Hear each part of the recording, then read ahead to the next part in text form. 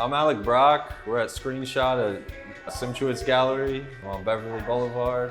It's called Screenshot because most of these images are just from me just like scrolling aimlessly through, social media, different platforms, Google Images, all that, and just literally taking screenshots. So I just have like thousands of reference images that might work, might not work, but I just figured that was like the most honest, simplified version of what I'm trying to show.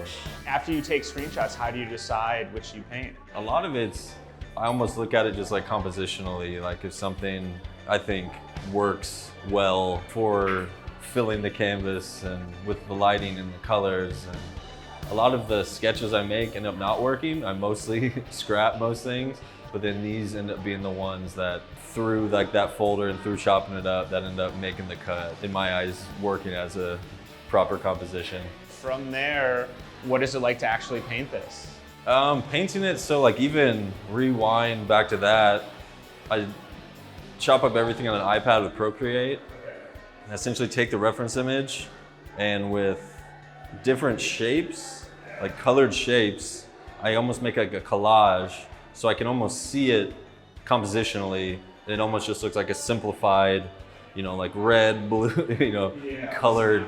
Yeah, an abstract.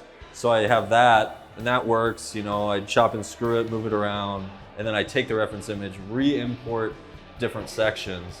So then you get like a blown up forearm, blown up finger, different things that it's like, I'm not so much worried about showing that there's like a nose or something, more just if that shape individually is interesting in relation to the rest of them.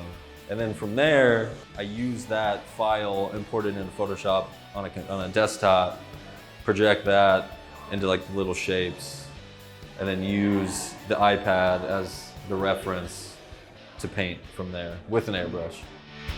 Tell us about this specific painting and the subject. A lot of the ones in this show, not everyone, but the vast majority were just like a lot of posters I had growing up.